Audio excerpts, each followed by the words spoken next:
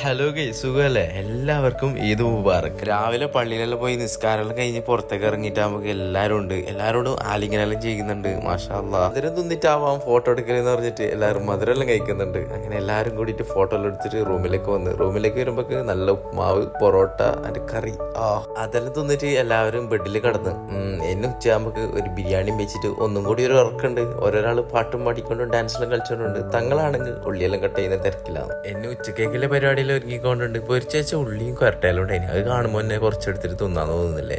അനക്ക് അങ്ങനെ തോന്നി. ഞാൻ കുറച്ച് തിന്ന്. നല്ല മട്ടൻ ബിരിയാണി വെക്കേണ്ട പരിപാടി. ഇന്നലെ മട്ടൻ വാങ്ങിന്. അങ്ങനെ മട്ടനെല്ലാം റെഡി ആയിട്ടുണ്ട് കേട്ടോ. നല്ല മസാല എല്ലാം ആക്കിക്കൊണ്ടുണ്ട്. സതീശേട്ടൻ തന്നെ വെക്കുന്നത്. തേങ്ങപ്പാലെല്ലാം അതിലേക്ക് ഒഴിക്കുന്നുണ്ട്. എങ്ങനെയെന്നുള്ളത് കണ്ടിട്ട് തന്നെ അറിയണം. കാരണം നമ്മ ഇതുവരെ ഇങ്ങനെയൊന്നും വെച്ചിട്ടില്ല കേട്ടോ. നമ്മളിൽ പരിപാടിയാണ്. മൂപ്പറാണെങ്കിൽ നല്ല ഗ്രാൻഡ് ആയിട്ട് വെക്കുന്നത്. ചോറെല്ലാം റെഡി ആയതിനു ശേഷം നല്ല പാങ്ങിൽ ദമ്മിടേണ്ട പരിപാടിയാണ്. ഞാനത് നോക്കിക്കൊണ്ടുണ്ട് കേട്ടോ.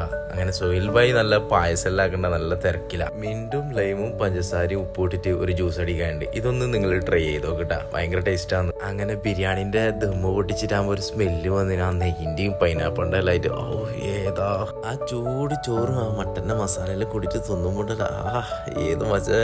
അങ്ങനെ ആ ജ്യൂസും കുടിക്കണം കേട്ടാ. ജ്യൂസ് അത് ഒന്നൊന്നര ജ്യൂസാണ്. കാരണം ഞാൻ ആക്കിയതാണ്. ചെറിയൊരു ഉറക്കം ഉറങ്ങിയതിന് ശേഷം രാത്രി കറക്കത്തിനായിട്ട് പുറത്തേക്ക് ഇറങ്ങി എല്ലാരെയും കൂട്ടിയിട്ട്. അങ്ങനെ നേരെ ഫെസ്റ്റിവൽ സിറ്റിയിൽ പോയി ഏടെങ്കായിട്ട് പോണ്ടേ. അവിടെ പോകുമ്പോ കുറെ ആൾക്കാരെല്ലാം ഉണ്ട്. അങ്ങനെ വലിയ പരിപാടി എന്ന് പറയാനൊന്നുമില്ല. ചെറിയ രീതിയിലുള്ള പരിപാടികളാണ് നടന്നുകൊണ്ടുണ്ട്. ഷിയാവ് സ്റ്റോക്കെല്ലാം ചെക്ക് ചെയ്തോണ്ടുണ്ട്. രാത്രിയും ചെക്ക പണിയിൽ തന്നെ വെറുതെ ഓരോരോ തള്ളെല്ലാം തള്ളുന്നുണ്ട്. ഇവന് ദുബൈയിൽ അണ്ടർഗ്രൗണ്ടിലെ റോഡ് ഉണ്ടല്ലോ ദുബായ് ഷെയ്ക്കിന്. എന്തൊന്നും ഇവൻ എന്താക്കല് കേൾക്കാന്നല്ലാതെ കാണാറുണ്ട്. വേറെ ചെറിയ മക്കളെല്ലാം നല്ല രീതിയിൽ പ്രോത്സാഹിക്കുന്നുണ്ട്. ഓർക്കനല്ലേ പെരുന്ന ഏതോ ഒരു ഗായകനാണ് നല്ല രീതിയിൽ പാട്ടെല്ലാം പാടിക്കൊണ്ടുണ്ട്. അങ്ങനെ നമ്മൾ അടുത്ത കാഴ്ചകളെല്ലാം കണ്ടിട്ട് പുറത്തേക്ക് ഇറങ്ങിയതല്ലപ്പാ എന്തെങ്കിലും കഴിക്കണ്ടേ പൈക്കുന്നുണ്ടതിന്. അങ്ങനെ ക്യാപ്സീൻ്റെ അവിടെ പോയിട്ട് എല്ലാരും കൂടിയിട്ട് ക്യാപ്സീൻ തിന്നിട്ട് നമ്മളടുത്ത് യാത്രയായി. അപ്പൊ ഓക്കെ ബൈ.